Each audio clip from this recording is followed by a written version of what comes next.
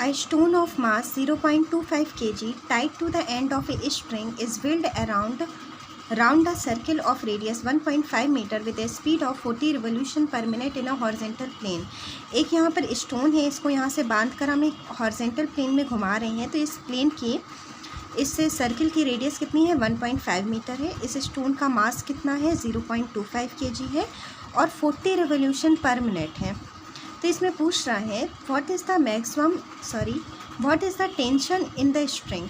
तो इसमें टेंशन किस डायरेक्शन में, जब हम किसी स्टोन को घुमा रहे हैं इस तरह, तो टेंशन कहाँ काम करता है, टेंशन हमारा सेंटर की ओर काम करता है। और सेंटर की तरफ कौन सा फोर्स हमारा लगता है, सेंटर की तरफ लगता है सेंटीपिटल फोर्स। तो सेंटीपिटल फोर्स के रूप में कौन सा यहाँ वर्क कर रहा है, टेंशन काम कर रहा है। मतलब टेंशन किसके इक्वल हो जाएगा, सेंटीपिटल फोर्स के। कितना होता है सेंटीपिटल फोर्स, mv² r। और v को हम क्या लिख सकते हैं, v इज क्या होता है r ओमेगा। तो v की जगह हमने रख दिया r ओमेगा, तो बन गया हमारा फॉर्मूला mr ओमेगा²। m की वैल्यू हमें पता है, r की वैल्यू हमें पता है ओमेगा। ओमेगा को हम लिख सकते हैं 2πn। n की वैल्यू यहाँ पर रिवोल्यूशन पर मिनट दी हुई थी ना, तो रिवोल्यूशन पर सेकंड कन्वर्ट करने के लिए हम 60 को डिवाइड कर देंगे, तो हमें मिल जाएगा 2/3 रिवोल्यूशन पर सेकंड। तो ओमेगा बराबर आ जाएगा 4π/3। इसको हम सॉल्व करेंगे तो टेंशन हमारा कितना आ गया 6.57 न्यूटन।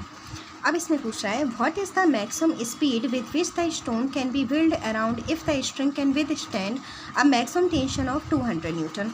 अगर हमें मैक्सिमम टेंशन 200 न्यूटन, देखो मैक्सिमम टेंशन कब होगा, अगर हम उसकी स्पीड बढ़ाते जाएंगे तो एक टाइम तो आएगा ना कि वो स्टोन हमारे हाथ से छूट जाएगा।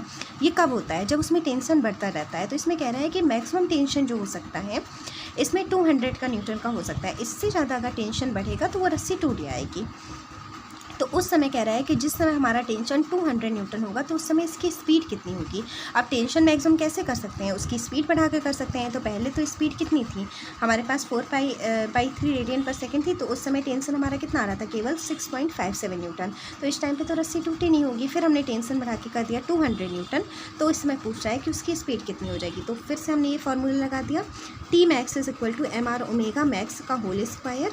तो ओमेगा मैक्स की वैल्यू आ गई 23.1 रेडियन पर सेकेंड। मतलब अगर टेंशन हमें 200 न्यूटन चाहिए है तो उसके लिए स्पीड इतनी होनी चाहिए।